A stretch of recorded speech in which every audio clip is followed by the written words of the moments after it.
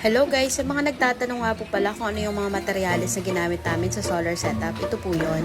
Monocrystalline po yung panel natin. And yung wire na konektado sa ating panel, that is MC4. Yan. From solar panel going to circuit breaker. Need nyo po bumili niyang gray na yan para hindi po watak-watak yung wire. And yan naman po yung breaker natin, that is 2 pieces DC breaker, circuit breaker, no? Ayan, yung dalawang wire na yan, yung red and black, galing po yan sa ating solar panel. And, papasok siya sa breaker, then pupunta siya ng Joy. So, para safe po yung breaker, bilhan nyo po ng CCB panel box para iwas po sa disgrasya. And then, yan na po yung Joy natin, in PPT, 600 watts. Diyan po papasok yung energy galing sa solar panel down to breaker again. And after sa breaker, pupunta na po yan doon sa ating terminal block molded type. So, yung wire na po yan, yung red and black, that is positive and negative. That is DC cable 16mm. And yung terminal naman black natin is bumili po kayo ng heavy duty kasi po ay importante na safe lahat.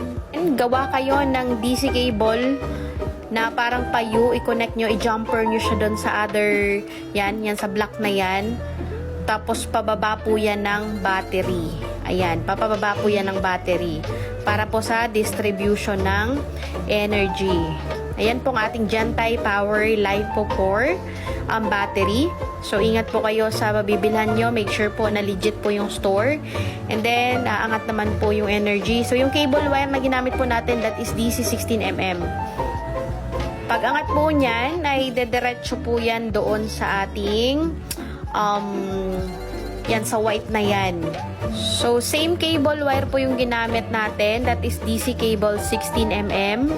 Ayan, magkaiba po yan sila ng MC4. Yan yung MC4 natin is connected po yan sa panel natin. And yan po yung ating DC MCCB.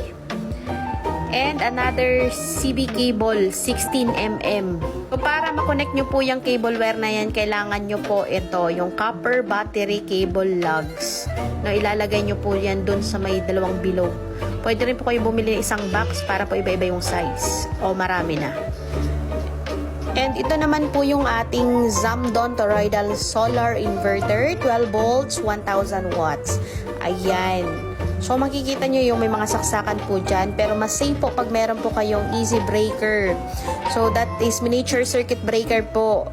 So, after that, i-connect nyo na yan. Dyan na po kayo kukuha ng supply ng kuryente. So, make sure po na may breaker para safe. So, yung breaker po namin, wala pa siyang CCB panel box na short kasi kami, pero lalagyan pa po yan ng CCB panel box. So, pag setup ng breaker, kailangan nyo po yung maliit na bakal. Mahaba po yan, bale, pinutol na lang po. So, mabibili nyo po yan online. Sa Zamdon naman natin, makikita nyo po yung charge dyan sa mismong Zamdon. Pero meron po yung app. So, ipapakita ko na lang po muna sa inyo yung battery mismo, yung load ng battery. Ayan, 100% pa po siya.